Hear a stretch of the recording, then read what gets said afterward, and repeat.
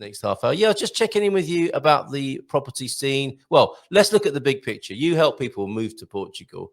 This is quite a dynamic sector at the moment. How's that looking for you at Savvy Cat Realty? Well, I think at the moment there's a lot of people that are just like seeing what's going to happen with the whole government situation and so Yeah. on. But honestly, the thing in Portugal is that for better or worse, people tend not to change a lot. People in Portugal don't particularly like change, and even when we have drastic change of government, uh, usually only small things change. So usually change in Portugal comes at a very slow pace. Yeah. So it ends up not affecting as drastically the daily living of people. It's not like suddenly we were going to be in a dictatorship. That's very unlikely. So it's mostly going to affect specific sectors, and some things did drastic measures to correct, like the whole SAP situation, that it's just silly. But I don't think that's going to be corrected quickly, unfortunately, because nothing happened quickly in Portugal. So, It strikes me it's like the Portuguese political paradox. People, I mean, this always happens at election time, which is the general elections happening. In case you missed it or don't know what's going on here, it's the 10th of March, which is next Sunday, and people at this time of political speculation tend to be lobbying, or the politicians use the word change a lot, don't they? The electorate says, yeah, we want change. When do we want it? Well, next Sunday, hopefully, and thereafter. And it seems to me, and it's a good thing in a way, that not much change. I mean, there are things we want to change, but the drasticness of change, serious changes that you were talking about, things that would be threatening to society, are very difficult to bring about within the system that we have, which is great to stop extreme events happening in politics, but it also stymies and suffocates smaller changes as well. And in some ways, that seems like the best way round, the best price to pay is that things aren't moving drastically, dynamically, and disastrously. They are just, it's like we're keeping the politicians busy so they can't get into too much trouble. Maybe the changes we're maybe looking make an effort though.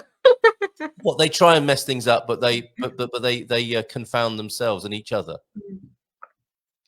Yes, and the thing about changing political parties is that the opposing political parties tend to like to undo the things that the other ones did, for Yeah. better or worse, and sometimes they also undo the good things, which can be quite annoying. But let's see. But like I was saying, generally these are with things that tend to not drastically affect the daily life of people. Yeah. However, we are definitely having a habitation crisis that needs to be addressed, and some things are being addressed, like we discussed on the last session last month. So let's see. The change is going probably to be slow, but hopefully things will start to slowly improve. I think one of the things that really needs to start happening, that's been on the agenda for a while but never really moves forward, is the whole public affordable housing. Like, there are a bunch of projects. Oh, well, we had a few sound issues to begin with, and now we've lost Savvy Cat and Anna altogether here. So we'll hang. Oh, okay, she's back now. I wasn't logged off. It was just, for some reason, my camera and my microphone turned off. And here I had a little flicker of the electricity. So we're up against it in some ways, but you're back now. So do carry on. Yeah, so I was saying that one of the big projects that I think would be very useful was the whole public affordable housing. Yeah. And there was a bunch of projects on the pipe on that, and they just seem to never move forward. And I honestly don't know why, because they are really needed. Yeah, absolutely, absolutely. And I mean, given what you said, you don't. It doesn't sound like the change of government or the result of the general election. You don't hold out much hope or feel very positive about things happening after the election either. Let's see. People are getting saturated. I Yes. think that the politicians will be forced to do something. Now, the question is, what will they be doing and whether or not they will have a positive impact? Yeah. Okay. So wait and see on that. I'm all for people power, and if the government aren't going to do any of these things, and I realise, that at state level, at country level, certain things have to happen at a level that can't happen at grassroots level, which I think Portugal is pretty good on. Grassroots level, local politics seems pretty strong to me, and people get engaged. But yes, of course, there are certain things that can only be done on a national level. So let's wait and see on that. The thing about Portugal, of course, is it sits within the EU's general political machinery, and of course the geopolitics of the whole world.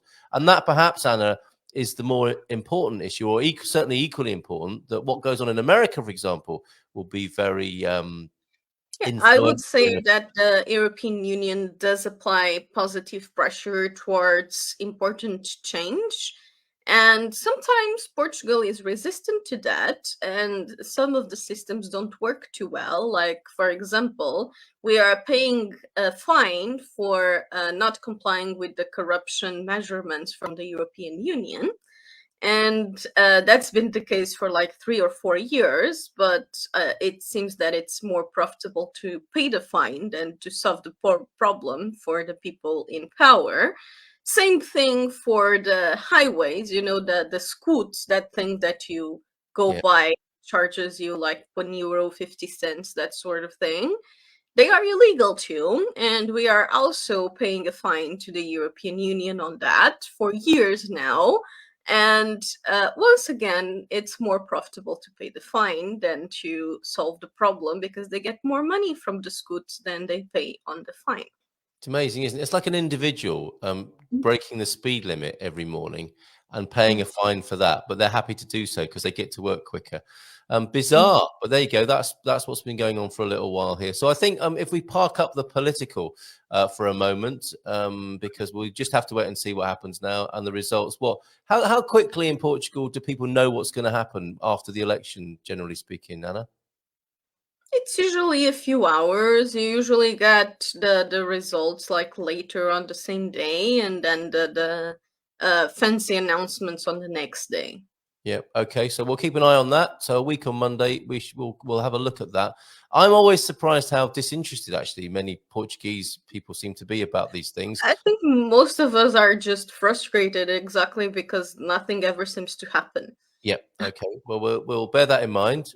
And we've also curbed our own enthusiasm over the years with this as well. When the Prime Minister resigned, I set up a special live stream to give our community a moment by moment, blow by blow account of what was going on.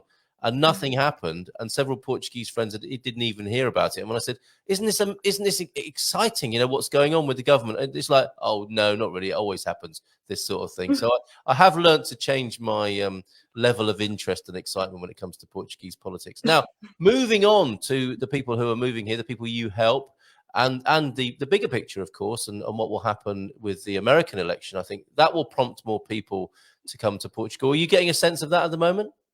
Actually, I was just talking about that 2 days ago with one of my American clients. And yeah, people are worried. He said that his wife wants to stay there for 3 more years, but he already told her that if Trump wins, he's out. Right.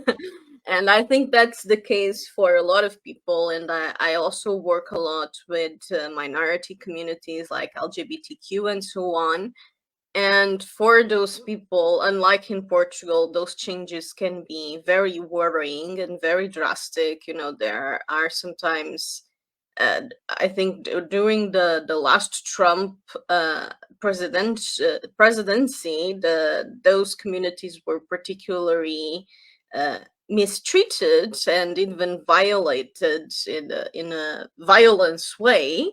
So there's a lot of people that are very worried about that, and uh, they should be because it's happened in the past, and the violence towards minorities is not a great thing at all.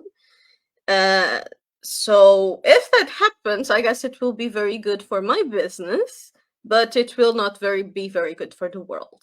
No, right. Okay. So you are helping people who are fearing for their lives in a sense and choosing Portugal as a safe place to come to.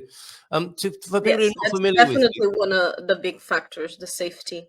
Yeah. Yeah. And so people who aren't familiar with what you do, how do you help people make that move? Let's say they are inspired in that way, or they're terrified in that way and they want to come to Portugal.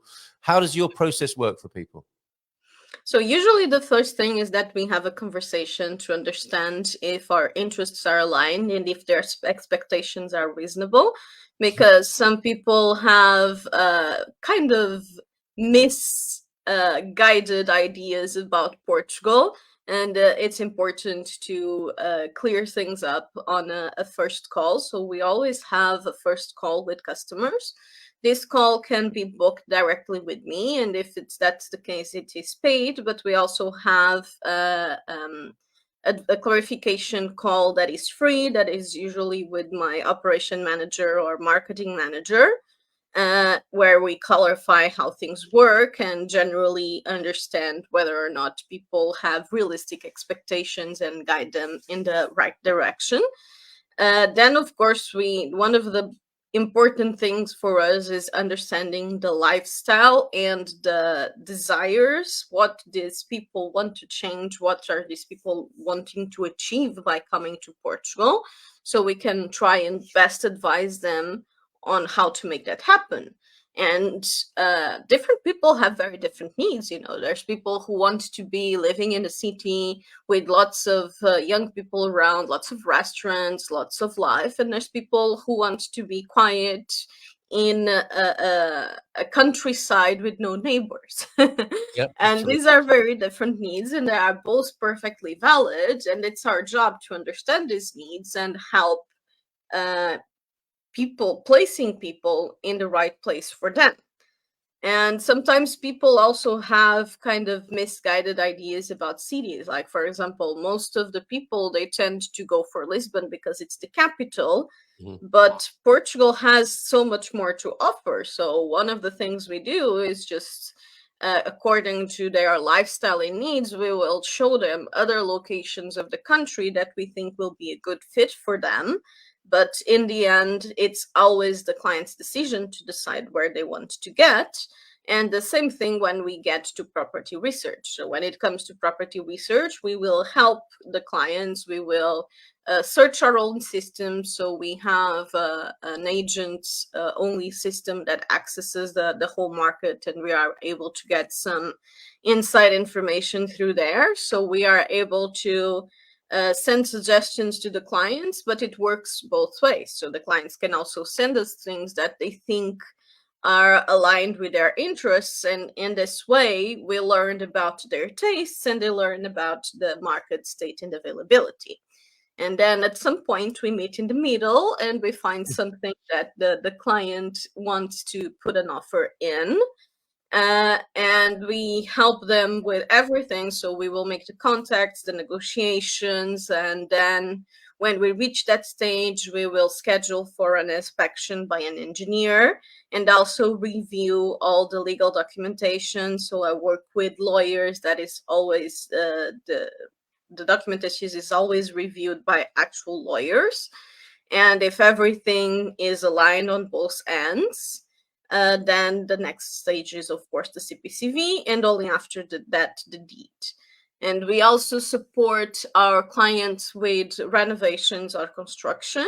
So if they want to make renovations in the property we will get them multiple budgets, and then we will also oversee the renovations, like go there every 2-3 weeks depending on the type of work, just to seeing if things are proceeding as they should, and to keep on top of the builders. Mhm. And the same thing for the building contracts. So we will review the building contracts to try and make them fair for both sides.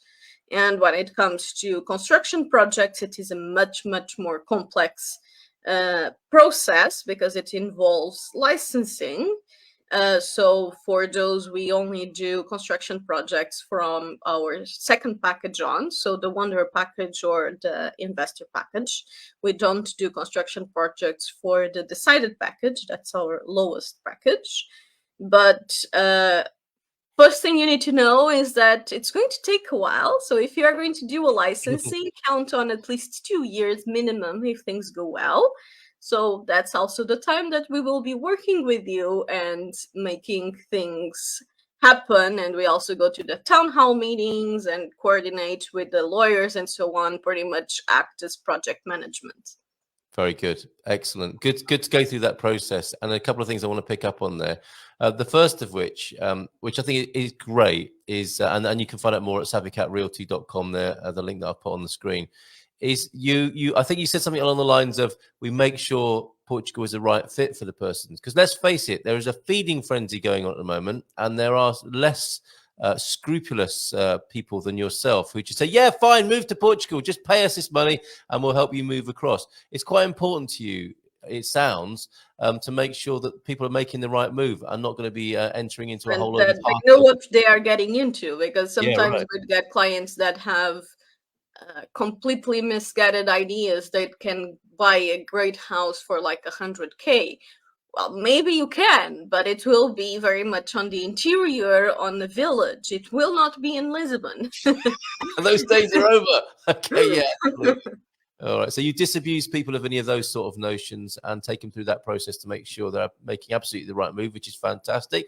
Frank Nibley's in. Any insights to share about the overall real estate market in Portugal, growth projections, other trends? Obrigado. Before we go there, Anna, Savica Anna, we're talking about this dynamic of, of course, those 100,000 bargains are not available in Lisbon anymore. Haven't been for what, 5 or 10 years now.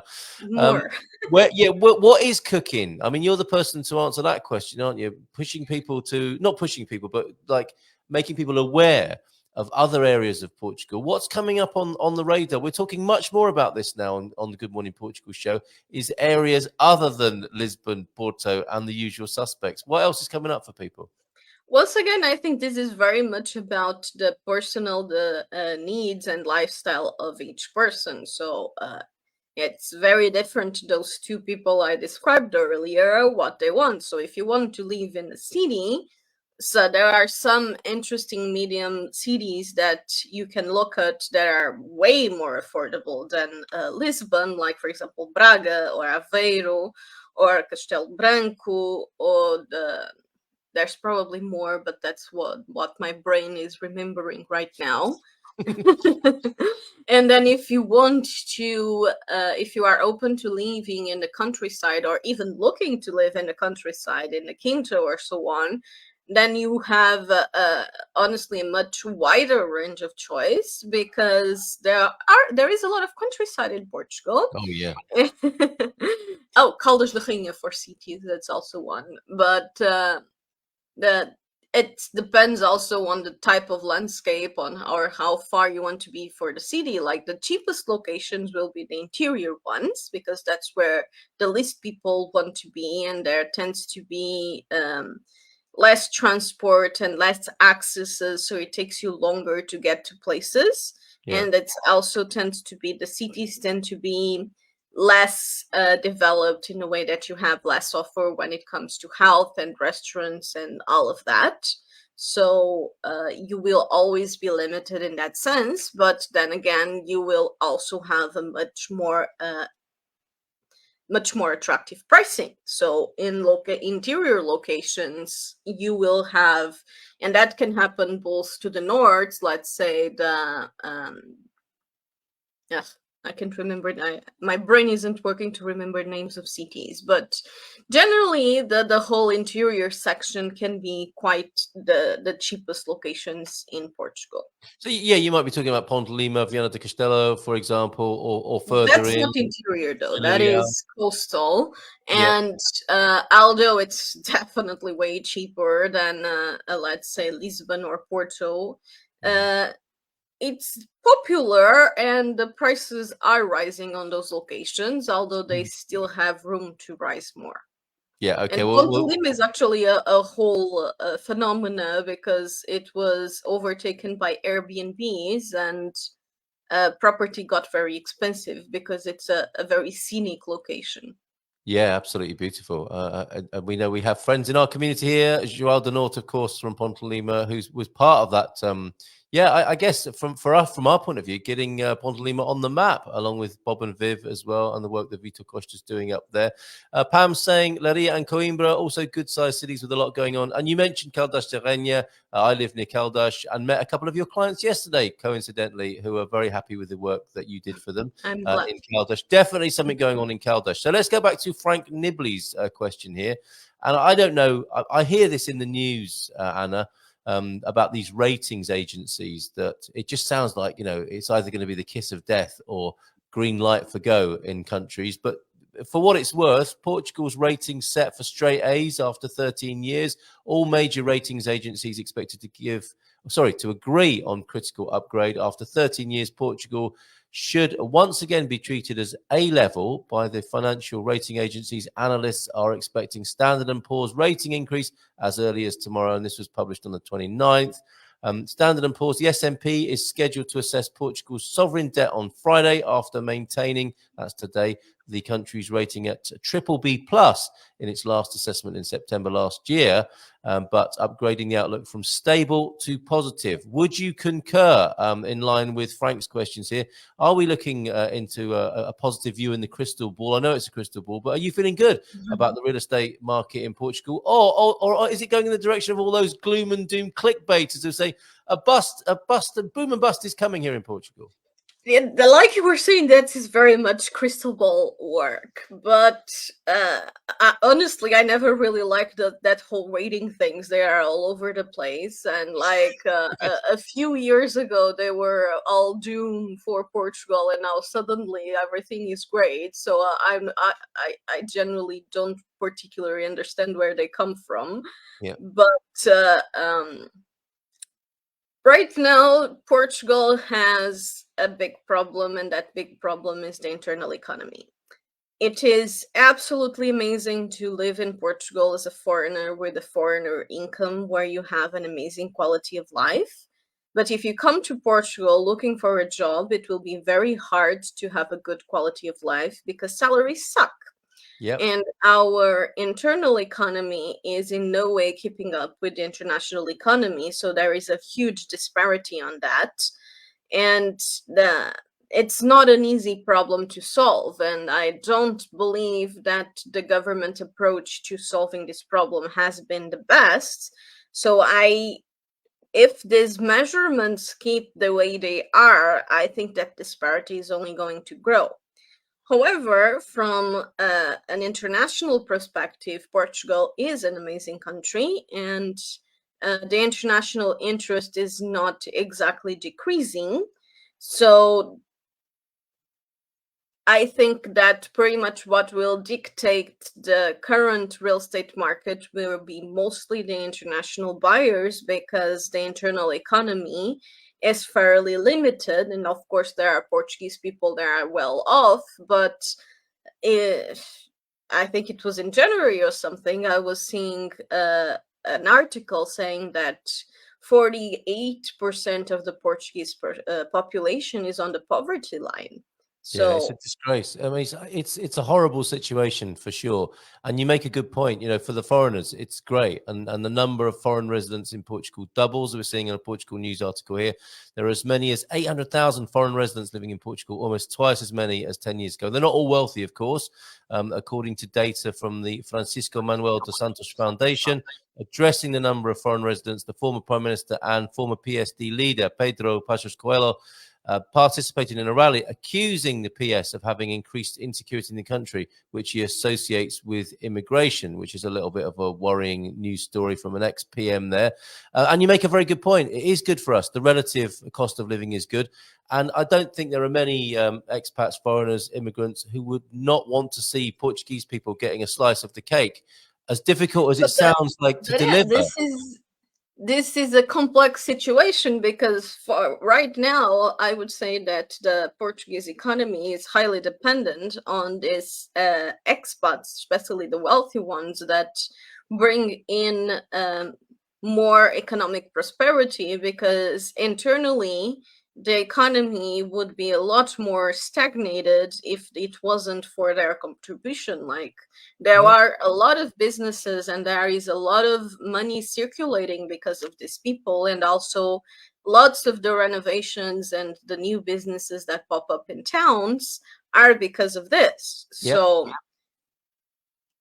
I think that the solution would pass from improving the internal economy of Portugal and taxation and so on, because I think Portugal has not a great mindset when it comes to economic, because we have very high taxes both for citizens and especially for companies. Our taxes on companies are horrible, and Portugal doesn't at all incentivize the circulation of money, and that's what makes the economy flow. Right. So if you take, like, let's say as a company, let's say that my basically the government takes minimum 40% of what my employees make. So let's say I pay them 1,000, the government is going to get, it's actually not 400, it tends to be more like 600. So I mean, that's just horrible, isn't it? I mean, we've talked about this before, Anna, haven't we? The challenge of running a business and here. then I started thinking, like, if half of that money went into the people and made the economy circulate, they probably would be making more money in, like, VAT tax. Yeah. So I genuinely don't understand the economical policies in Portugal. That just tend to be terrible, and I think that would be one of the important things to change. And it's also a mindset thing, the whole Portuguese people stay in a cafe for 4 hours and just get one espresso, like, and then they are very surprised that the cafe closes. Like, you don't say, right? Drink more coffee, drink more wine, Portuguese people. We're at 10 o'clock now. I mean, you make some very good points there, and I saw this in the hotel association, one of the hotel associations or tourism associations in the Algarve were complaining about the same thing, to employ somebody and give them an extra, I think it was an extra 130 euros in their pay packet. The employee would only see 65 euros of that. And we do need a different solution with this, don't we, to get the economy spinning, and to lift this kind of economic repression, basically, that's going on, and make it easier to run businesses. But that's a whole other subject. You help people move to the country. We'll keep working on the solutions to the economy. In the meantime, there is a lovely cost of living, relatively speaking, to be enjoyed by foreigners. And Savvycat Realty are helping you to move here. Look at those 5-star reviews there over at savvycatrealty.com, and you can set up an appointment to talk to Anna and the team with representatives all over the country. That's one of your great strengths as a company, isn't it? You have Yes. local experts who know their respective parts of the country, right, Anna? Yeah.